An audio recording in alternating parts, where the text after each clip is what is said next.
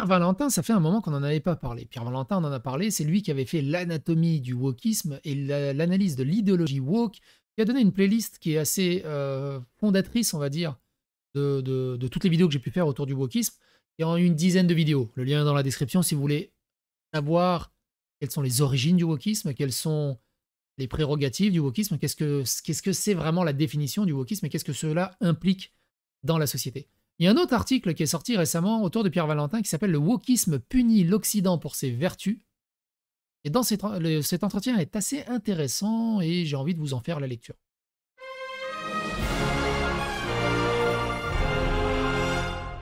Attention, please.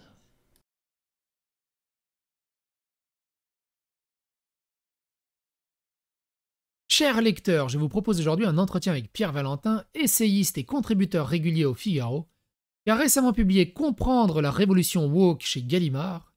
Fruit de 2 ans de travail, ce livre est une analyse chirurgicale du wokisme, de ses paradoxes et des dangers de cette idéologie qui fait peser sur les sociétés occidentales. Donc Guillaume Go qui demande « Qu'est-ce que le wokisme ?» Le terme est devenu omniprésent dans le débat public, mais je dois avouer que je ne saurais pas le définir précisément. Moi, comme je vous l'ai déjà dit, c'est le nouveau nom de ce que nous, on appelait chez les gamers le terme de SJW, de Social Justice Warrior. C'est devenu le wokisme. Pierre Valentin répond. Le wokisme est une idéologie qui perçoit les sociétés occidentales comme étant fondamentalement régies par des structures de pouvoir, des hiérarchies de domination, des systèmes d'oppression qui auraient pour but, ou en tout cas pour effet, d'inférioriser l'autre, c'est-à-dire la figure de la minorité sous toutes ses formes sexuelles, religieuses, ethniques, etc., par des moyens souvent invisibles. Le woke est celui qui est éveillé à cette réalité néfaste et qui se donne pour mission de conscientiser les autres. Si ça, c'est pas une définition du sectarisme, moi je sais pas ce que c'est. Et de l'obscurantisme. Le journaliste reprend. Dans mes articles, j'aborde régulièrement les particularités de la civilisation occidentale. Elle est celle qui a le plus favorisé l'esprit critique, que les nations qui la composent sont parmi les plus tolérantes. Vous écrivez que le wokisme punit l'Occident pour ses vertus. Quelles sont les autres cultures qui s'amusent autant à s'accuser? Le wokisme n'aurait pu germer ailleurs. Comment expliquez-vous que le wokisme soit avant tout un phénomène occidental? Pierre Valentin reprend. Comme l'écrivait l'écrivain polonais Leszek Kolakowski, c'est l'Occident qui a inventé l'anthropologie, soit la volonté, toujours impossible mais tout de même saine, d'étudier des cultures extérieures sans imposer sa propre grille de lecture. Or, c'est précisément cette même civilisation qui est aujourd'hui accusée d'être trop occidentalo-centrée. C'est une critique philosophiquement occidentale de l'Occident qui lui est faite dans le wokisme. Kolakowski-Leszek disait donc dans la culture européenne, nous affirmons notre appartenance à la culture européenne, notre capacité à garder une distance critique envers nous-mêmes, de vouloir nous regarder par les yeux des autres, d'estimer la tolérance dans la vie publique, le scepticisme dans le travail intellectuel, la nécessité de confronter toutes les raisons possibles aussi bien dans le procédure du droit que dans la science, bref, laisser ouvert le champ de l'incertitude. Cette aptitude à se mettre soi-même en question, à abandonner, non sans forte résistance bien sûr, sa propre fatuité, son contentement de soi pharisien, et aux sources de l'Europe en tant que force spirituelle. Elle donna naissance à l'effort pour sortir de la clôture ethnocentrique et elle a défini cette culture. Elle en a défini les spécificités et la valeur unique en tant que capacité à ne pas persister dans sa suffisance et sa certitude éternelle. Donc il écrivait déjà ça en 86. Pour expliquer ce phénomène d'inversion accusatoire, on pourrait chercher du côté des paradoxes de l'égalité d'Alexis de Tocqueville. Il stipule qu'au fur et à mesure qu'on concrétise le principe d'égalité des conditions, la moindre inégalité résiduelle paraît d'autant plus inadmissible. Ceux qui sont allés le plus loin dans l'égalitarisme sont critiqués pour leur manque d'égalitarisme. Grosso merdo, je traduis, Tocqueville, il est juste. Pour faire plus simple, pour traduire rapidement, c'est de la pureté militante. Tu fais un groupe militant. Ah, mais lui, il milite pas assez bien, on le dégage. Et lui, on l'a dégagé à cause de ça. Et du coup, tout le monde va bien. Mais du coup, il faut monter le mouvement encore. et du coup, en fait, ils se bouffent entre eux. La pureté militante. Cela se voit à plusieurs niveaux. Seules les sociétés qui savent ce que signifie le mot transgenre sont perçues comme transphobes. C'est rigolo ça. Hein. Seuls les pays dont les entreprises mettent unanimement leur logo aux couleurs de l'arc-en-ciel sont accusés d'homophobie. Seules les nations qui mettent un genou à terre pour Black Lives Matter étaient de racistes. Plus le pays a de liberté et d'égalité, et plus il est accusé de transphobie, de racisme systémique. C'est rigolo quand même. Vous écrivez que l'idéologie woke n'est que pure négation. Que voulez-vous dire par là? Lorsque l'on demande à des militants de se définir en un seul mot, c'est celui d'antiraciste ou d'antisexiste. C'est-à-dire qu'ils le font toujours en contre. Le concept le plus en vogue depuis plusieurs décennies en sciences sociales est celui de déconstruction. Le mode d'action de ces militants est de faire tomber des statues et non pas d'en construire. Leur utopie est toujours une photographie négative, un monde sans racisme, sans sexisme. Cette thèse peut paraître radicale ou volontairement provocatrice, mais je vous assure qu'il n'y a aucune autre façon de trouver une forme de cohérence parmi la myriade de contradictions que professent ces militants. Parmi les contre-arguments souvent évoqués, on cite souvent le fait qu'ils ne feraient que défendre les minorités, ou qu'ils seraient pour l'égalité, soit des affirmations positives au cœur de leur logiciel. Mais comme je le démontre dans le premier chapitre du livre, ces arguments sont en réalité des faux semblants mobilisés pour dissimuler un ressentiment profond. La minorité a une valeur purement instrumentale dans ce logiciel, et ces militants aspirent en réalité à une revanche ou une inversion du système en place, et non à une quelconque égalité. Donc tokenisme et tout ça. Bye, nuage. À quoi aboutit l'application concrète d'un wokisme chimiquement pur? C'est cette question que répond ce documentaire de vue 1,5 million de fois sur l'expérimentation mise en place sur le campus de l'université américaine d'Evergreen. L'histoire finit très mal. On est très loin de cette époque. On est très très loin. C'est toujours très intéressant de regarder pour voir l'origine de tout. C'est pas l'origine, hein, mais voir le noyau dur, un des piliers fondateurs des dérives de ce genre de truc. Maintenant, tu reprends ce qui s'est passé à Evergreen. Alors, si vous tapez psychédélique Evergreen, on a fait un react à cette vidéo et on est revenu sur le sujet, si ça vous intéresse. Ou regardez tout simplement le matériau de base. Ce qui s'est passé à Evergreen, c'était qu'un prémisse à ce qui se passe actuellement dans toutes les universités par rapport au conflit palestinien.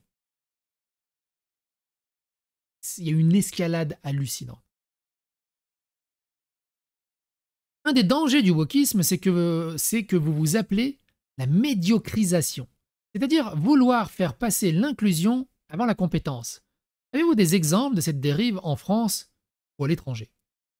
Sans trop chercher à m'aventurer en dehors de mon domaine de compétences, je crois pouvoir avancer qu'une part de la fameuse bulle de la tech, qui explose ainsi que des universités qui s'effondrent, peut s'expliquer par la politique des DEI, diversité, équité, inclusion. On a largement documenté ça. Que ce soit dans les jeux vidéo, que ce soit dans Boeing, qui a beaucoup d'accidents en ce moment, que ce soit dans tellement d'autres choses. Les scores ESG, BlackRock, Vanguard, Warhammer, tout ça, on en a parlé de tout ça. Si vous voulez aller plus loin, comme je l'ai dit, un playlist idéologie woke, dizaines de vidéos, ou tout simplement un playlist dédié au woke, SJW, 1100 vidéos. J'ai un peu potassé le sujet. Il ne s'agit pas de dire ici que les minorités ne puissent pas être compétentes, mais quand bien, lorsqu'on arrête de poursuivre la denrée rare qu'est la compétence, on finira fatalement par la perdre. Or, quels que soient les discours tenus autour de ces notions élastiques d'inclusion, je pense que les Français préféreraient que les chirurgiens qui opèrent leur père d'une greffe du cœur soient compétents avant d'être représentatifs. On en a vu dans les universités où ils diminuent la difficulté des examens finaux pour que plus de minorités puissent y accéder. Est-ce que tu as envie d'être conduit dans un avion où le pilote d'avion a eu son diplôme comme ça, ou un chirurgien a eu son diplôme comme ça, ou un avocat a eu son diplôme comme ça? Lorsque notre priorité... Et est-ce que, pareil, inversement, est-ce que ces personnes issues de minorités sont fières de leur diplôme? J'ai bien bossé. Non, t'as eu ton diplôme parce qu'ils avaient besoin du quota, ils ont baissé les normes et tu l'as eu parce qu'ils ont été en mode facile. Ah, raciste. Ça marche pas du coup. Complètement con. Lorsque notre priorité sera de remplir des quotas identitaires plutôt que de viser l'excellence, il est probable que les trains qui arrivent à l'heure, que les administrations qui fonctionnent efficacement et que les avions qui décollent seront d'heureux accidents. Pareil, hein, il y en a qui disent ouais, la méritocratie, c'est pas bien, c'est chiant. Oui, mais il y a des postes très particuliers où je suis très content que ça soit la méritocratie au bout d'un moment. Hein. Faut pas déconner au bout d'un moment. Les woke pensent que l'objectif ultime d'une société occidentale est d'oppresser les minorités. Finalement, le wokisme ne serait-il pas un complotisme d'extrême gauche? Une notion revient très fréquemment dans les écrits woke, celle du système. Il y a d'ailleurs énormément de synonymes. Le système, référence aux personnes cisgenres, soit les personnes non transgenres, le patriarcat, l'hétéropatriarcat, le blanc-triarcat, putain celui-là je l'ai rarement vu, hein, etc. Cette abstraction négative est perçue comme omniprésente et omnipotente. Dans la nouvelle conception du racisme, désormais systémique, on peut même avoir un racisme sans raciste. Nous avons là un complotisme qui n'a pas besoin de comploteurs. On l'a vu, hein, on a vu ça évidemment dans la vidéo sur Evergreen, et notamment dans la vidéo sur la fragilité blanche. L'idée des antiracistes, c'est de ne pas savoir pourquoi c'est raciste, c'est de savoir comment c'est raciste. C'est pas de savoir est-ce que c'est raciste, c'est de savoir comment c'est raciste. C'est forcément raciste. Point. Conceptualiser l'existence d'un système néfaste permet aux dissidents de se positionner durablement en contre. Autant s'opposer à un individu nous fait courir le risque de se trouver au chômage moral lors de sa disparition. Autant s'opposer à une entité plus abstraite et gazeuse nous garantit une longue carrière militante. Bah oui, comme tu vois du racisme partout. Toute ta vie, tu pourras travailler à découvrir du racisme partout. Et on l'a vu, hein, si vous allez dans la playlist dédiée au wokisme, je crois que j'ai une playlist dédiée au racisme à part entière, les vélos sont racistes, les rochers sont racistes, le shampoing c'est raciste, le jardinage, la campagne, les cailloux, les arbres, les universités, tout, les maths, c'est raciste, la biologie, l'archéologie, tout, les moteurs de recherche, tout. Le solfège, c'est raciste. La musique classique, qu'est-ce que j'ai fait d'autre encore? Il y a tellement de trucs. La pluie, c'est raciste, c'était rigolo celui-là. La neige, évidemment. De plus, cela permet également de s'absoudre de la charge de la preuve. Une fois le mal systémisé, je n'ai plus besoin de démontrer qu'un acte en particulier a eu lieu à tel endroit, à telle date. Si on dit que c'est un gros facho raciste, pas besoin de preuves, tout le monde le sait. Ça se voit, transpire la haine. C'est systémique. Être gentil avec son chien, c'est raciste. Et du coup, il y avait la vidéo suivante, être méchant avec son chien, c'est raciste aussi. Et du coup, c'est une trilogie. Posséder un chien, c'est raciste. La prospérité et les libertés dont nous jouissons en Occident ne sont pas tombées du ciel, mais ont été construites au fil des siècles par nos ancêtres. Je vous rejoins donc dans votre conclusion quand vous expliquez qu'un des remèdes face à la dérive woke, c'est de promouvoir la gratitude envers notre héritage civilisationnel. Mais concrètement, comment faire? La question est vaste et la tâche ardue. Le miracle permanent, c'est la civilisation et l'absence d'anarchie. Tout cela tient à un fil, suspendu au-dessus du vide. L'essence psychique du wokisme est la culpabilité pour les dominants et le ressentiment pour les dominés. Pour sortir de ce tango sadomasochiste, il faut arriver en effet à inculquer respectivement de la fierté et de la gratitude. Se contenter de dire à une génération qui se noie dans sa bouée de sauvetage idéologique et de nature cancérigène ne sera jamais suffisant. La négation de la négation n'est pas une affirmation. Je ne suis pas homme politique, donc je n'ai pas de mesures concrètes à proposer, en dehors d'effectuer un travail de pédagogie auprès des Français sur cette question. Mais il est clair qu'il faut trouver les récits unificateurs qui fut le nôtre. Il faut être capable non seulement de compter les accomplissements de notre civilisation, mais également de les compter. Il y a aussi le fait, arrêter de donner du crédit à ces gens. Un tweet, tu perds tes sponsors. Un tweet, t'as des sociétés multi-internationales qui s'excusent.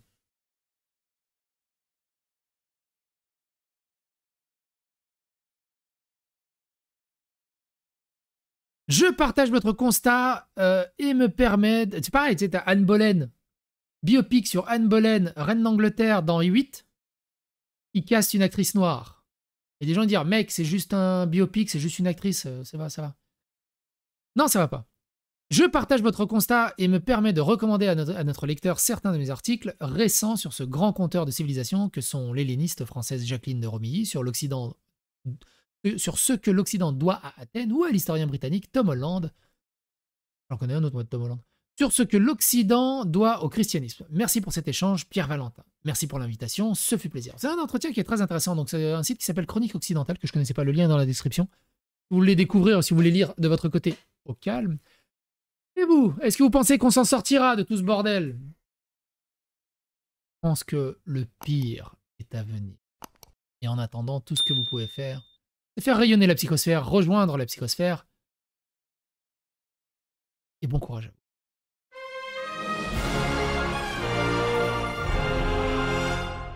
Attention, please. Ah oui, c'était déneigé, c'est raciste.